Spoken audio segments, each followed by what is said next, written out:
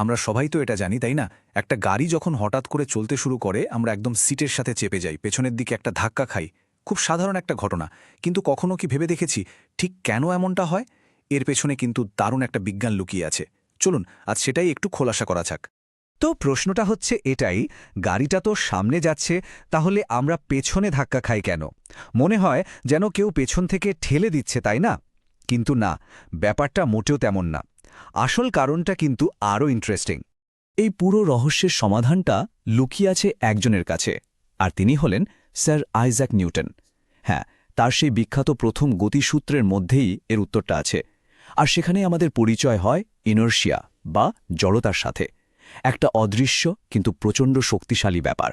আচ্ছা, এই জড়তা বা ইনার্শিয়া জিনিসটা আসলে কি?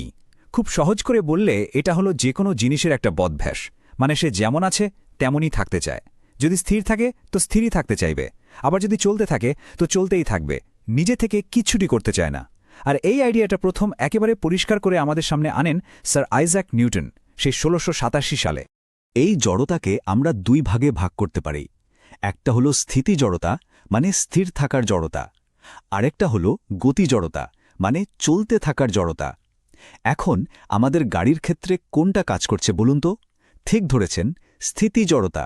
কারণ গাড়িটা তো আগে স্থির ছিল, আমরাও স্থির ছিলাম, আমাদের শরীর তাই স্থিরই থাকতে চাইছে।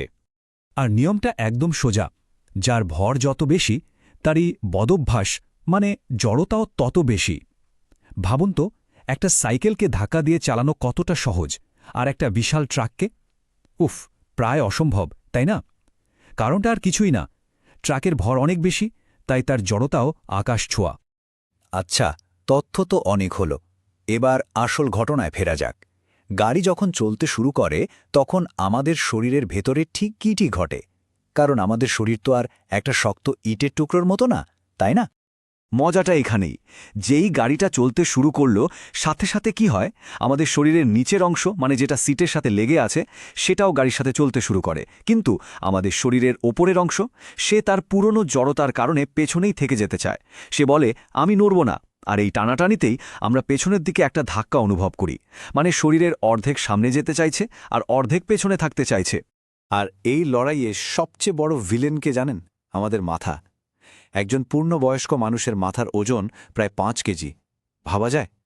এত ভারী একটা জিনিস, স্বাভাবিকভাবেই তার জড়তাও অনেক বেশি হবে, তাই সে একদমই নড়তে চায় না আর সবচেয়ে বেশি বাধা দেয়। আর এই পুরো ব্যাপারটা ঘটে যায় অবিশ্বাস্য দ্রুত গতিতে, চোখের পলক ফেলার আগে, মাত্র ২০০ মিলিসেকেন্ডের মধ্যে।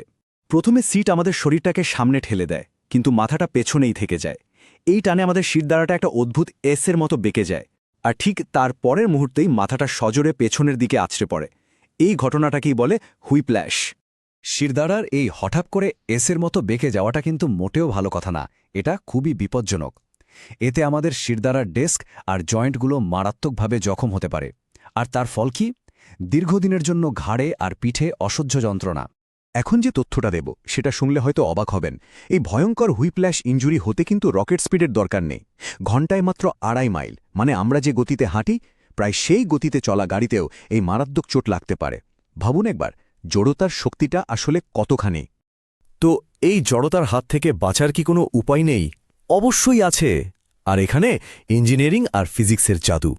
চলুন দেখি এই অদৃশ্য শত্রুর সাথে লড়াই করার জন্য ইঞ্জিনিয়াররা কি দারুণ সব ব্যবস্থা করেছেন আমাদের গাড়িতে। গাড়ির সিটের ওপরের ওই হেডরেস্ট, ওটাকে আমরা কি ভাবি? আরাম করার জন্য একটা বালিশ, তাই তো? একদম ভুল। ওটা আরামের জন্য নয়, ওটা একটা জীবন রক্ষাকারী যন্ত্র। ওর আসল কাজ হলো জড়তার বিরুদ্ধে লড়াই করা। যখন গাড়িটা হঠাৎ চলতে শুরু করে, হেডরেস্টটা আমাদের মাথায় পেছন থেকে একটা সাপোর্ট দেয়, একটা বল প্রয়োগ করে। ফলে মাথাটাও শরীরের সাথে একসাথেই সামনে এগোতে পারে। শুধু হেডরেস্টই না, গাড়ির প্রায় সব সেফটি ফিচারই আসলে ফিজিক্সের এই নিয়মগুলো মাথায় রেখে বানানো। যেমন ধরুন সিট বেল্ট, ওটা আমাদের শরীরটাকে সিটের সাথে আটকে রাখে। এয়ারব্যাগ, ওটা ধাক্কার প্রভাবটা কমিয়ে দেয়। এমনকি গাড়ির সামনের ক্রাম্পল জোনও ডিজাইন করা হয় শক্তি শুষে নেওয়ার জন্য। প্রত্যেকটাই আসলে এই জড়তার ভয়ঙ্কর প্রভাব থেকে আমাদের বাঁচানোর জন্য এক একটা ইন্টেলিজেন্ট সলিউশন। আচ্ছা, এই জড়তার খেলা কিন্তু শুধু গাড়ির মধ্যেই শেষ নয়।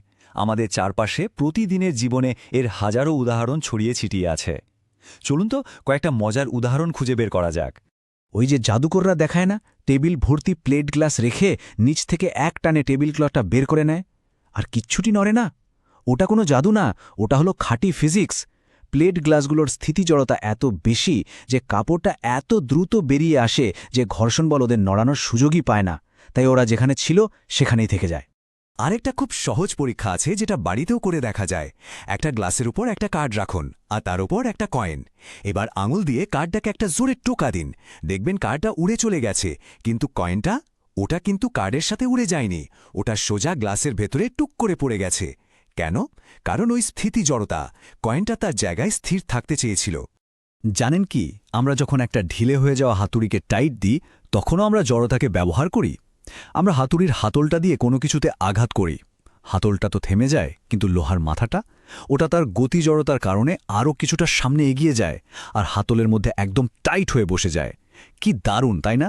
ছোটখাটো উদাহরণ তো অনেক হলো, এবার একটা বড় উদাহরণ দেখি। পাহাড়ি রাস্তায় কখনো ইমার্জেন্সি এসকেপ র্যাম্প দেখেছেন? ওগুলো কেন থাকে? ধরুন একটা বিশাল ট্রাকের ব্রেক ফেল করেছে, তার যে প্রকাণ্ড গতি জড়তা সেটাকে থামানো প্রায় অসম্ভব। তখন ওই ট্রাকটাকে ওই র্যাম্পে তুলে দেওয়া হয়। ওই র্যাম্পের বালি, পাথর আর খাড়া চড়াই মিলে ট্রাকটার ওপর এমন একটা বাধা তৈরি করে যে ট্রাকটা থামতে বাধ্য হয়। এখানে জড়তাকে বোঝাটা জীবন মরণের প্রশ্ন। তাহলে শেষ পর্যন্ত আমরা আবার ফিরে আসছি নিউটনের সেই অসাধারণ কথায়। তিনি যা বলেছিলেন তার সারমর্ম হল, কোনো জিনিসকে বাইরে থেকে ধাক্কা না দিলে সে নড়বেও না, থামবেও না, যা যেমন আছে তেমনই থাকবে। কি সহজ একটা কথা, অথচ এটাই মহাবিশ্বের অন্যতম মূল চালিকা শক্তি। আমাদের জীবনের প্রতিটা মুহূর্তে, প্রতিটা পদক্ষেপে এই নিয়মটা কাজ করে চলেছে। তাহলে পরের বার যখন গাড়িতে বসে ওই ঝাঁকুনিটা অনুভব করবেন, তখন মনে রাখবেন এটা কোনো বাইরের শক্তি নয়, এটা আপনার শরীরেরই স্থির থাকার একটা জেদ। এই জড়তার নিয়ম একদিকে যেমন আমাদের জন্য বিপদ ডেকে আনতে পারে, তেমনি একে ঠিকমতো বুঝলে আমরা নিজেদেরকে আরও সুরক্ষিত রাখতে পারি।